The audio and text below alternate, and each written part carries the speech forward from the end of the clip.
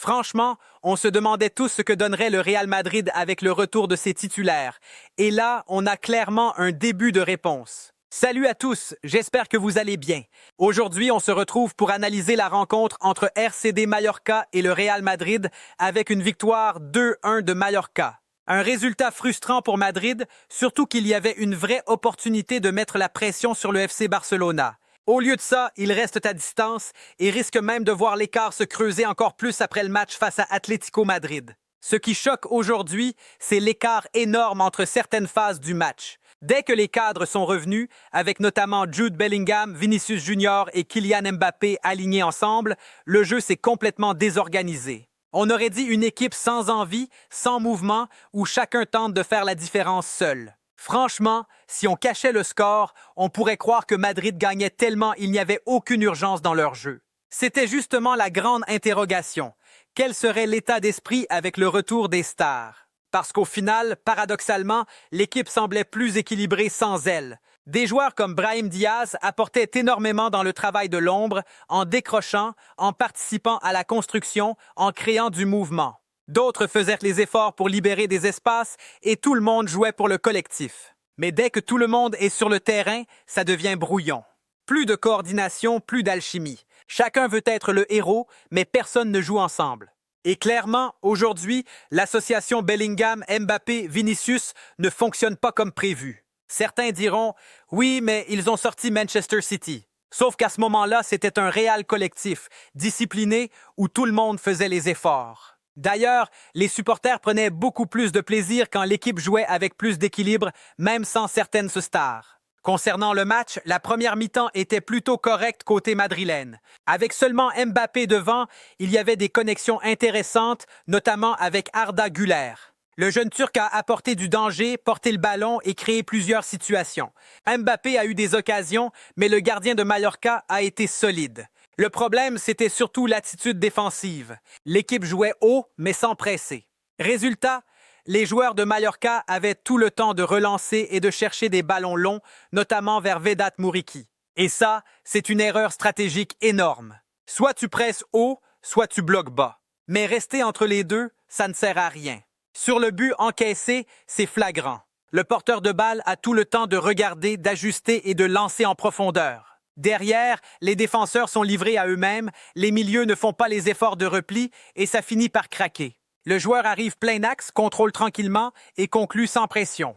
Heureusement pour Madrid, des défenseurs comme Antonio Rüdiger ont tenu dans les duels, sinon le score aurait pu être plus lourd. Au final, le vrai problème aujourd'hui, ce n'est pas seulement la défaite. C'est le manque de cohérence collective. Jouer avec autant de talent offensif, c'est bien, mais sans organisation et sans effort commun, ça devient vite un handicap. Ce que je ne comprends pas aujourd'hui, c'est que beaucoup vont pointer du doigt la défense du Real Madrid, alors que ce sont justement Antonio Rüdiger et son partenaire derrière qui ont limité la casse. Parce que soyons honnêtes, si Vedat Muriqi et Mabouloulou avaient réussi à se retourner plus souvent, à enchaîner les actions dangereuses, les critiques auraient fusé contre la charnière. Mais le vrai problème, il est ailleurs. Les défenseurs centraux ont été laissés seuls, constamment exposés en 1 contre 1. Et ça, à ce niveau, c'est presque du suicide. Aucun soutien du milieu, aucune aide dans les duels, zéro couverture. Rüdiger a dû gérer tout ça pratiquement seul, sans relais. Sur les côtés, c'était tout aussi inquiétant.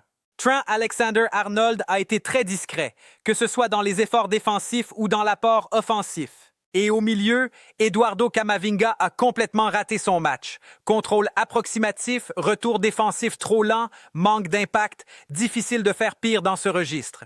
Dans ces conditions, Aurélien Tchouaméni s'est retrouvé isolé. Pas forcément mauvais individuellement, mais abandonné au milieu sans véritable soutien. Impossible pour lui d'imposer son rythme ou de sécuriser les transitions. Malgré tout, il faut reconnaître que la première période n'était pas catastrophique. Défensivement, ça tenait grâce à la solidité de la charnière et offensivement, il y avait des intentions. Kylian Mbappé tentait de combiner, Arda Güler apportait de la créativité et on voyait quelques séquences intéressantes avec du jeu en une touche. Mais tout s'est dégradé après la pause. On s'attendait à voir une équipe plus agressive, plus dominante, et c'est l'inverse qui s'est produit. Avec les entrées de Jude Bellingham et Vinicius Junior, l'équipe était censée franchir un cap. Au lieu de ça, le jeu est devenu encore plus brouillon. Mbappé a disparu, Vinicius a tenté de tout faire seul et Bellingham n'a jamais réussi à influencer le match. Résultat, plus de liant, plus de collectif, plus d'occasion. Juste une accumulation d'actions individuelles sans cohérence. C'est là que le vrai débat commence. Est-ce que ça vaut le coup d'aligner toutes les stars en même temps si ça casse totalement l'équilibre de l'équipe? Parce que quand le Real jouait avec plus de discipline collective, avec des profils comme Brahim Diaz ou des joueurs prêts à faire les efforts, l'équipe était bien plus fluide. On l'a encore vu aujourd'hui. Sans pressing, sans effort collectif, même une équipe comme RCD Mallorca peut te mettre en difficulté très facilement. Et au final, la différence se fait là. Certains joueurs apportent par leur talent, d'autres par leur travail. Mais sans équilibre entre les deux, tu te retrouves avec une équipe désorganisée. C'est pour ça que le coach va devoir faire un vrai choix. Pas seulement aligner les meilleurs noms, mais construire une équipe qui fonctionne vraiment ensemble. À un moment donné, tu dois trouver un équilibre. Et cet équilibre, honnêtement, il ne passe pas forcément par l'association Vinicius Junior, Kylian Mbappé, Jude Bellingham. Il se trouvait plutôt dans cette équipe avec plus de discipline, avec Brahim Diaz et ses profils capables de travailler pour le collectif avant tout. Aujourd'hui, s'il y a vraiment un joueur à retenir côté Real Madrid, c'est Eder Militão. Solide derrière, dangereux sur coup de pied arrêté et surtout décisif avec ce but qui remet l'équipe dans le match en fin de rencontre. Mais même avec ça, tu arrives quand même à perdre et la façon dont ça arrive est révélatrice. Quelques passes au milieu, aucun effort, aucune intensité et derrière une défense totalement livrée à elle-même. Encore une fois, le bloc est coupé en deux et les défenseurs se retrouvent abandonnés. Franchement, ça confirme une vraie inquiétude. Le retour des titulaires devait renforcer l'équipe, mais il amène surtout de nouvelles questions. Et cette deuxième mi-temps est très difficile à justifier. Pas d'envie, pas de pressing, aucune agressivité. Tu regardes le match sans voir le score, tu pourrais croire que le Real mène largement, alors qu'en réalité, ils subissent. Même en fin de match, c'était frappant. RCD Mallorca ressortait tranquillement le ballon, avançait sans pression comme à l'entraînement. Le bloc madrilène restait haut, mais sans jamais aller chercher le porteur. Résultat, ça circule facilement, sans opposition. Et là, la question devient simple. Pourquoi jouer haut si tu ne presses pas?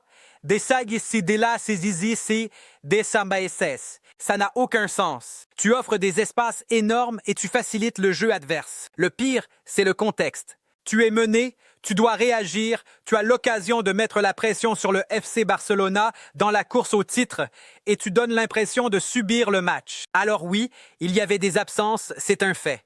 Mais la vraie interrogation reste entière. À quoi va ressembler cette équipe avec tous ses titulaires disponibles? Le coach va devoir trancher. Est-ce qu'il impose une équipe équilibrée, celle qui fonctionnait récemment contre des gros adversaires comme Manchester City ou Atlético Madrid? Ou est-ce qu'il aligne ses stars coûte que coûte, même si ça déséquilibre tout? Parce que pour l'instant, la tendance est claire. Quand tout le monde est là, le collectif disparaît. En tout cas, cette prestation laisse un goût amer. La première mi-temps était correcte, il y avait des choses intéressantes. Mais la seconde, elle est clairement insuffisante pour un club de ce niveau.